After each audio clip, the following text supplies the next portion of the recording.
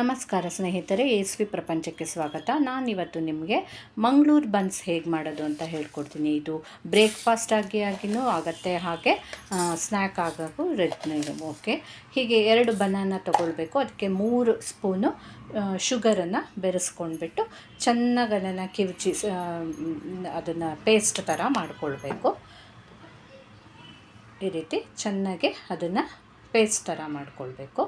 ಕೈನಲ್ಲಿ ಇದು ಮಾಡಿಬಿಟ್ಟು ಆಮೇಲೆ ಅದಕ್ಕೆ ಹೀಗೆ ಎಲ್ಲ ಮಾಡಿ ಪೇಸ್ಟ್ ಮಾಡಿಕೊಡಿ. ಆಮೇಲೆ ಅದಕ್ಕೆ ಮತ್ತು 1/4 ಲೋಟ ಆಗೋಷ್ಟು ಮೊಸರು ಬೆರೆಸಬೇಕು. ಅದಕ್ಕೆ ನಾವು ಮೊಸರನ್ನು ಬೆರೆಸಬೇಕು. ಮೊಸರು ಬೆರೆಸಿ ಚೆನ್ನಾಗಿ ಅದನ್ನು ಮತ್ತೊಂದು ಸರಿ ಮಿಕ್ಸ್ ಮಾಡಿಕೊಡಿ. ಅದಕ್ಕೆ ಆಮೇಲೆ ಮೇಲಿಂದ ಸ್ವಲ್ಪ ಜೀರಿಗೆ, 1 ಟೀ ಸ್ಪೂನ್ ಜೀರಿಗೆ, ಹಾಗೆ ಒಂದು ಅರ್ಧ ಟೀ ಸ್ಪೂನು ಉಪ್ಪು ಹಾಕಿಬಿಟ್ಟು ಚೆನ್ನಾಗಿ ಅದನ್ನು ಮಿಕ್ಸ್ ಮಾಡಿಕೊಡಿ ಈ ರೀತಿ.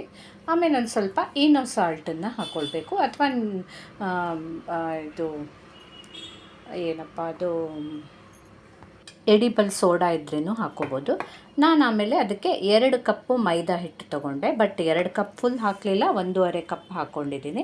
ಹಾಕಿ ಅದನ್ನು ಚೆನ್ನಾಗಿ ಸ್ವಲ್ಪ ನೀರು ಹಾಕಿ ಬೆರೆಸ್ತಾ ಕಲಸಿ ಮೇಲಿಂದ ಒಂಚೂರು ಎಣ್ಣೆ ಹಾಕಿಬಿಟ್ಟು ಓವರ್ ನೈಟ್ ಫುಲ್ಲು 8 ಅವರ್ಸ್ ಅದನ್ನು ರಾತ್ರಿಯೇ ಇದನ್ನು ಈ ರೀತಿ ಕಲಿಸ್ಕೊಂಡ್ಬಿಟ್ಟು ಇಟ್ಕೊಂಡು ಬಿಡಬೇಕು. 8 ಅವರ್ಸ್ ನೆಂದ ಮೇಲೆ ಬೆಳಿಗ್ಗೆ ನೋಡಿ ಈ ರೀತಿ ಚೆನ್ನಾಗಿ ಅದು ಇದಾಗಿರುತ್ತೆ.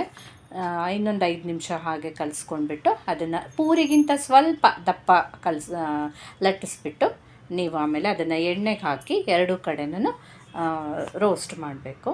ಈ ರೀತಿ ಫ್ರೈ ಮಾಡಬೇಕು, ಆ ಕಡೆ 2 ಕಡೆನೂ ಮಾಡಿದರೆ ಆಗೋಯಿತು. ನಮ್ಮ ಮಂಗಳೂರು ಬನ್ನು ರೆಡಿ ಆಯಿತು. ನಾನು ಅದ್ರ ಜೊತೆ ಪೀನಟ್ ಚಟ್ನಿ ಮತ್ತು ಕಾಯಿ ಚಟ್ನಿ ಮಾಡಿದೆ. ಇದು ಸಾಂಬಾರು ಜೊತೆನೂ ಚೆನ್ನಾಗಿರುತ್ತೆ. ಪೀನಟ್ ಚಟ್ನಿದು ನಾನು ರೆಸಿಪಿ ಶೇರ್ ಮಾಡ್ತೀನಿ ನಾಳೆ.